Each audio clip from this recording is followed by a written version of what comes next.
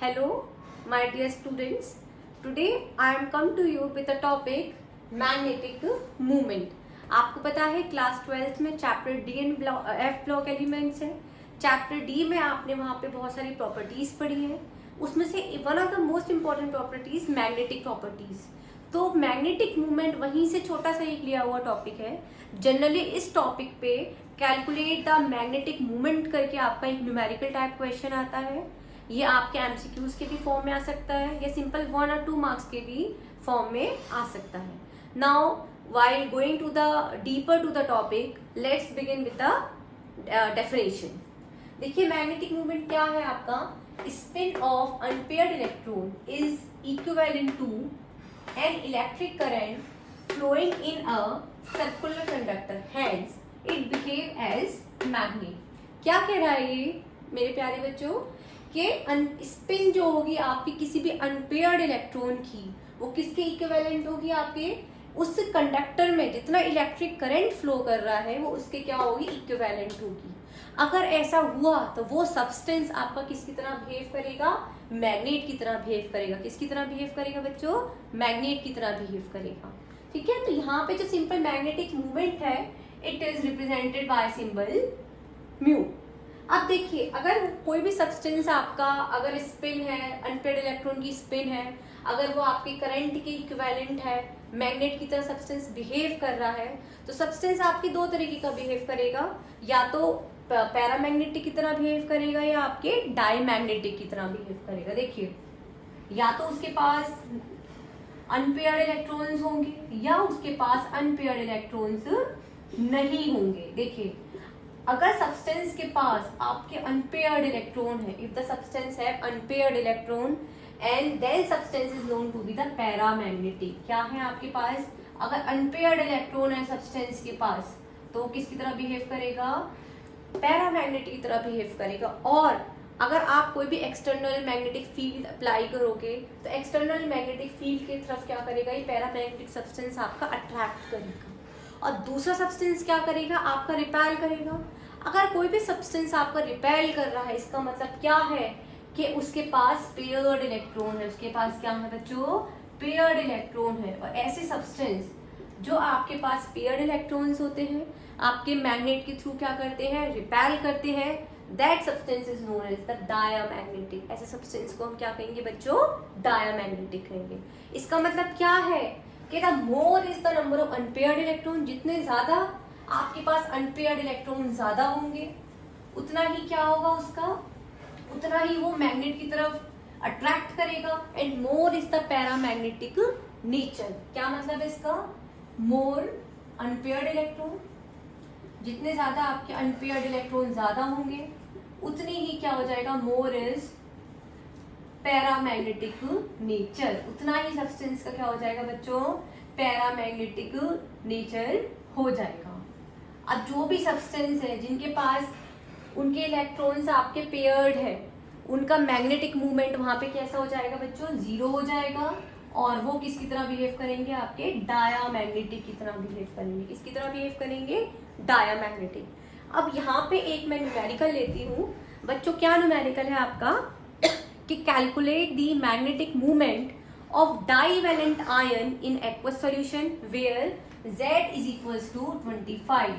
क्या कह रहा है वो हमें कि हमें डाइवेलेंट आयन का मैग्नेटिक मूवमेंट निकालना है जिसमें आपको क्या गिवन है, आपको सबसे पहले उसका जो एटॉमिक नंबर है दैट इज 25. और आप सबको पता है कि जो 25 एटॉमिक नंबर है दैट इज फॉर मैग्नीज. आपको पता है 3D एलिमेंट का ये 3D सीरीज का एलिमेंट है, मैग्नीज है. और एटॉमिक नंबर क्या है यहाँ पे बच्चों, 25.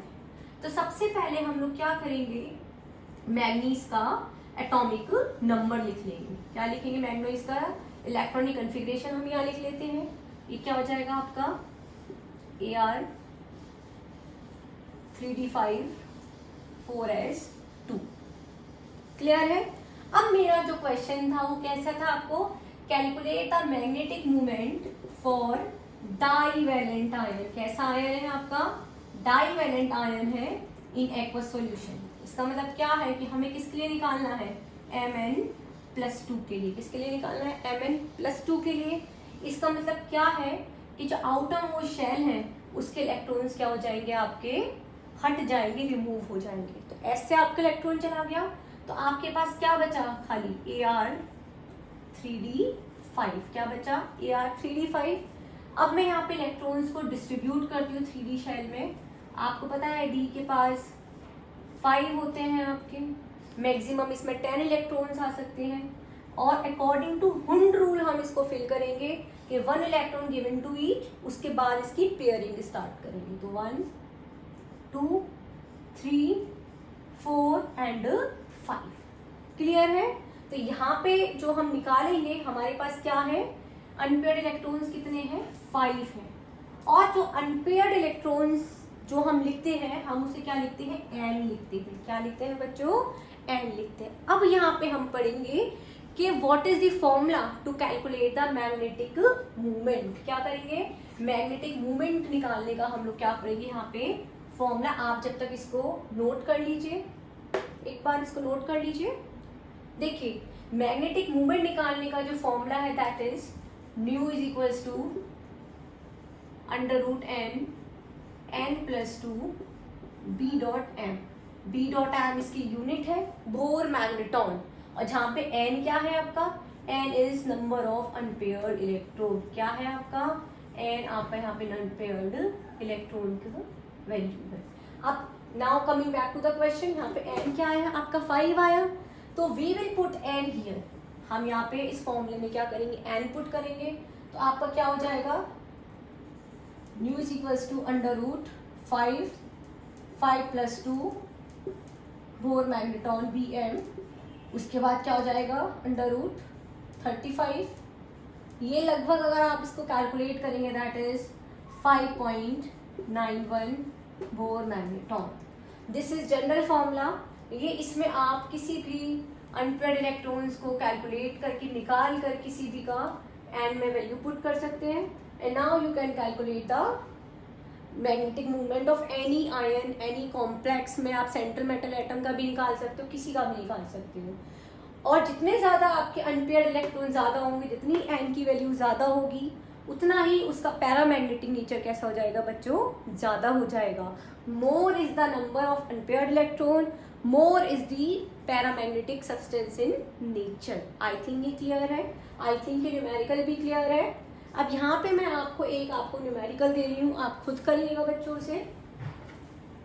सिंपल क्या निकालना है आपको? क्वेश्चन मेरा सेम है कि calculate the magnetic movement for divalent ion in aqueous solution where Z is equals to 27। क्या है आपका? Z यहाँ पे 27 है। वही डाइवेलेंट आयन के लिए निकालना है। और क्या करना है आपको? कुछ नहीं करना, simple number of unpaired electron निकाल के हुंड्स की तरह फिल करोगे आप। फिर नंबर ऑफ अनपेयर्ड इलेक्ट्रॉन निकाल कर just right answer in the comment section.